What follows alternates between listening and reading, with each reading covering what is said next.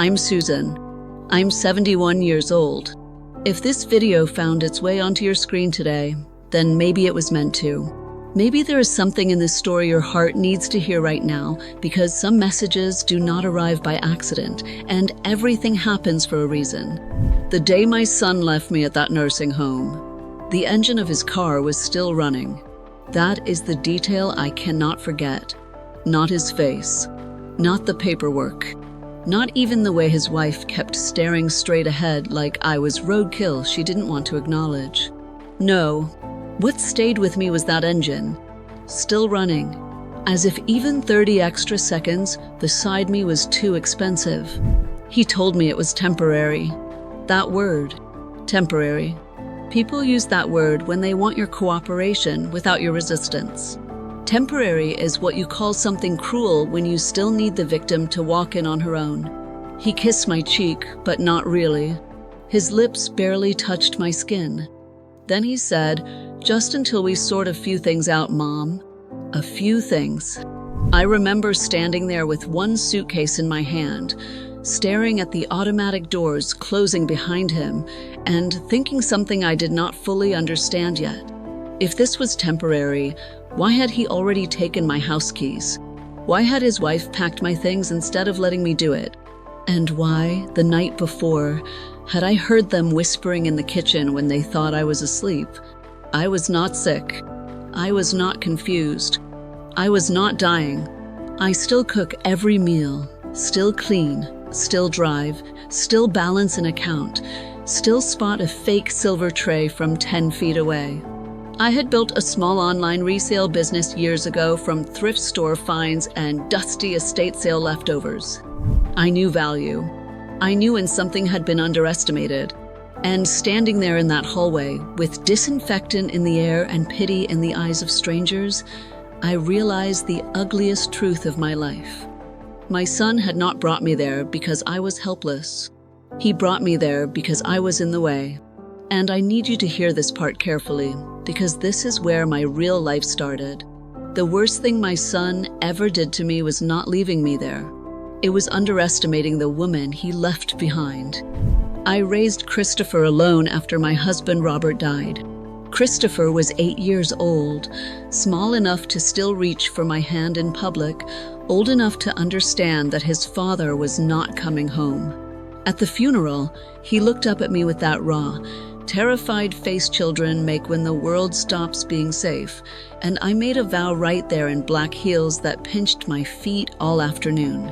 He would not feel the full weight of that loss if I could carry it for him. So I did, for years. I worked double shifts, then came home and smiled like I was not tired. I learned how to stretch leftovers into meals that looked intentional. I mended cuffs, turned collars, hid overdue notices in drawers, and told him we were fine even when we were one broken appliance away from panic. When he wanted a school trip, I found the money.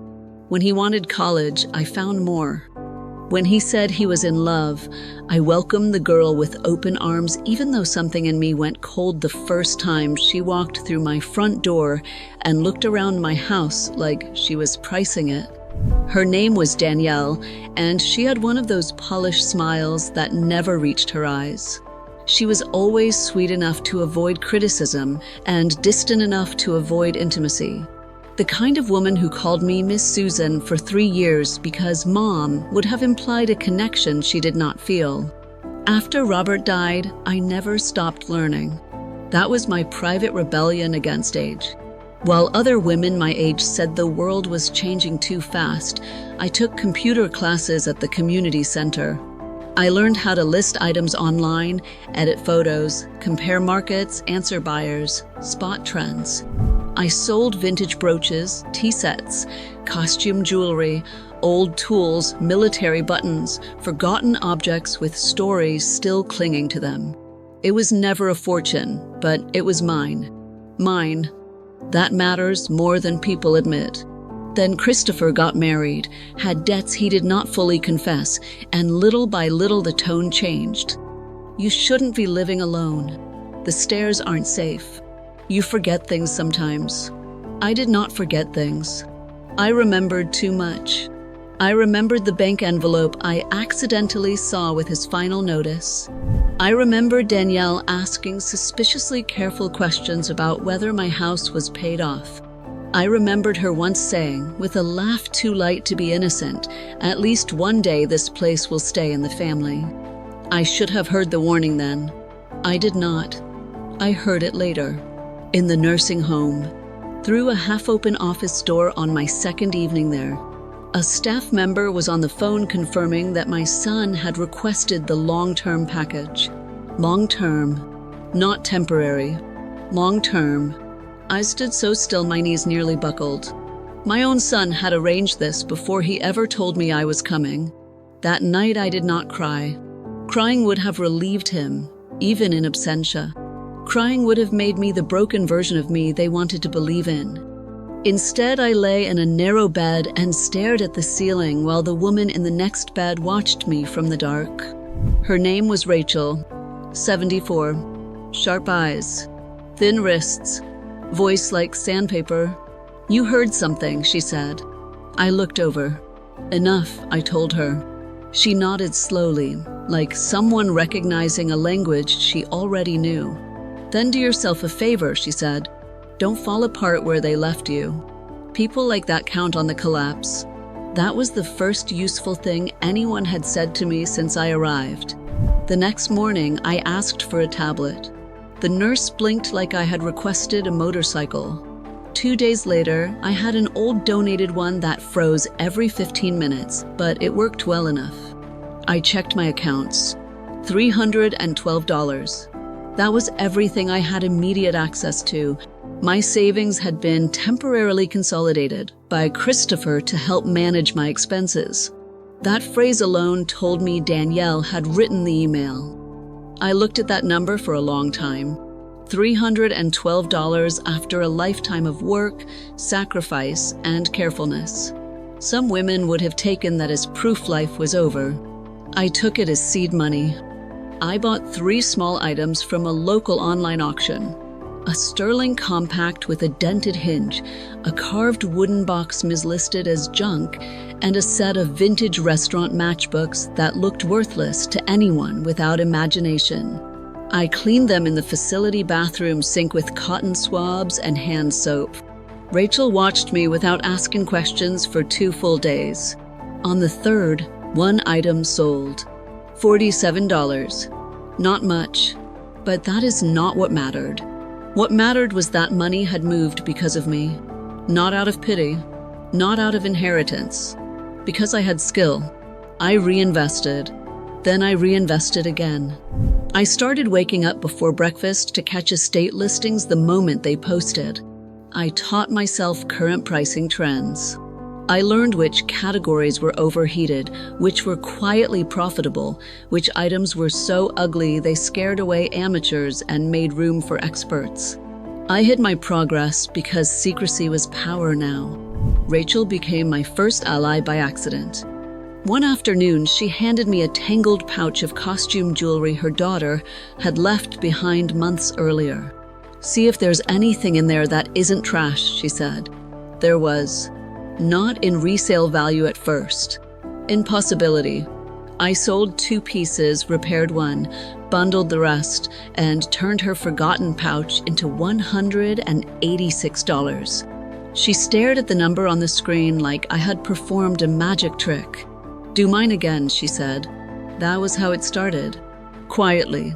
2 old women in a place people had sent them to fade, building a business out of everyone else's neglect. But the real betrayal had not even surfaced yet. About 4 months in, after Christopher still had not visited once, I called the county office because I needed a document related to my property records. The woman on the phone was kind, distracted, and then suddenly careful. "Ma'am," she said, "the transfer request on your residence is still pending because 1 signature was flagged." My entire body went cold. Transfer request. My house. They were trying to move my home out of my name while I sat in institutional slippers eating overcooked carrots under fluorescent lights. It had never been about care. It had been about clearance.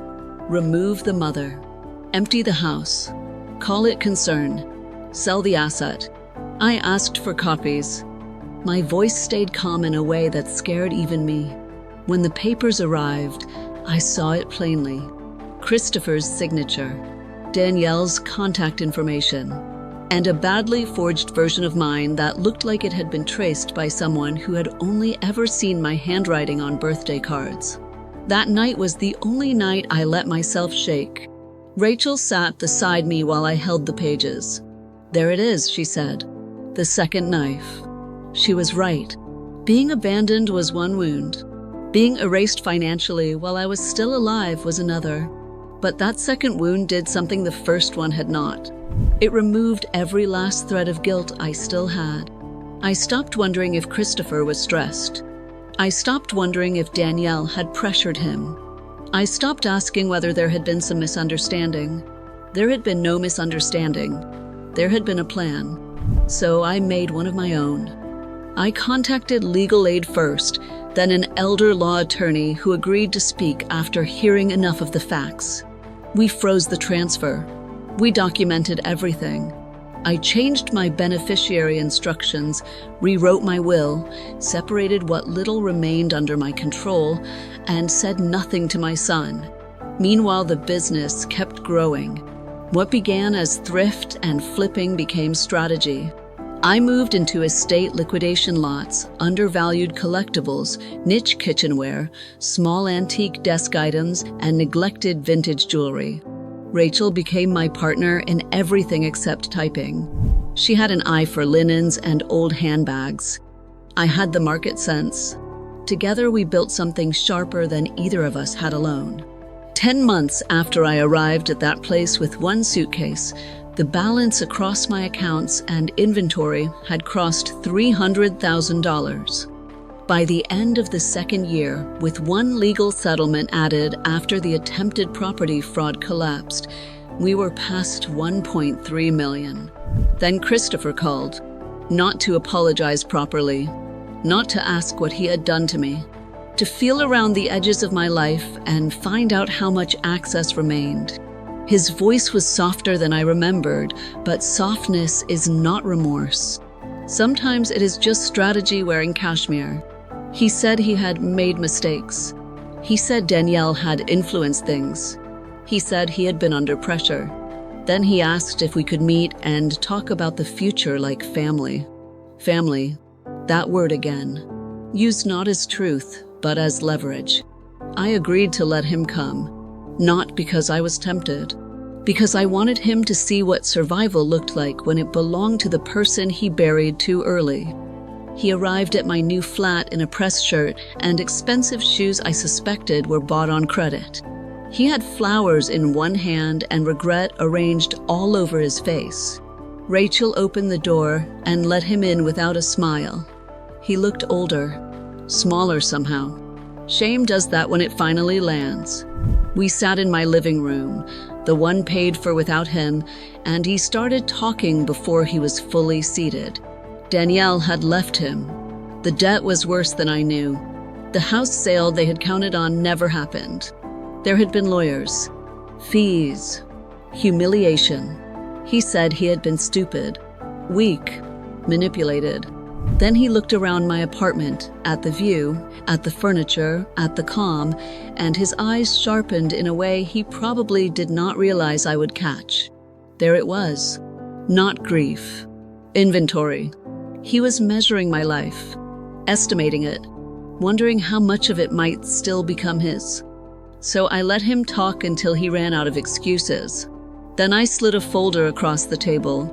Inside was everything. The forged transfer request, the call logs, the legal filings, the revised will. He turned pale so fast it was almost theatrical. "Mom," he said, and his voice cracked on the word. I didn't know she did all that. That was his final lie, and it was a lazy one. I looked straight at him and said, "Do not insult me a second time by pretending you were only cruel by accident." He stared at the papers. I kept going. I told him the house had been sold by me legally a year earlier. I told him the proceeds had been invested. I told him he was no longer executor, no longer beneficiary, no longer the man my paperwork trusted. Then I gave him the twist he never saw coming. "I left something to your son," I said. His head snapped up. "Not because of you. In spite of you. He will have educational support when he is older, controlled by people who know what loyalty means. But you." I leaned back and let the silence finish the sentence before I did. "You already collected your inheritance. It was the day you left me somewhere to be forgotten.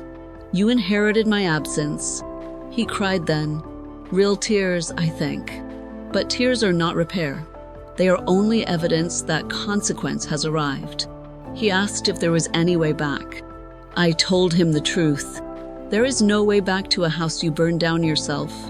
Then I stood, walked to the front door, opened it, and waited. He hesitated, maybe expecting one last softness from the woman who had spent her life giving him more chances than he deserved. He got none. He walked out carrying the flowers he had brought because Rachel told him flatly we did not want dead things in the apartment. Every morning now, Rachel and I sit on the balcony with coffee and sunlight on our faces, and sometimes we laugh at the absurdity of it. Two women sent away like expired objects, building a better life from scraps, skill, anger, and patience. I think about that first day sometimes. The running engine, the suitcase handle digging into my palm, the automatic doors closing in front of me like a verdict. And I understand something now that I did not understand then. Abandonment is not always the end of your story. Sometimes it is the event that exposes everyone clearly. The weak, the greedy, the performative. And sometimes, if you refuse to collapse on schedule, it exposes you too. Not the broken version they hoped for, the dangerous version. The one that still thinks, still learns, still builds, still survives. So if somebody has made you feel old, inconvenient, replaceable, too late, too tired, too forgotten, listen carefully. They may have misread the situation. Being discarded does not mean you are worthless. It may only mean someone else was too blind to recognize value when it was still sitting right in front of them. My son left me in a place where people go to disappear. He thought silence would finish what betrayal started. He was wrong. I did not disappear. I got sharper, and the day he came back expecting forgiveness, he found something far worse for him. He found a woman who no longer needed him to feel like she mattered.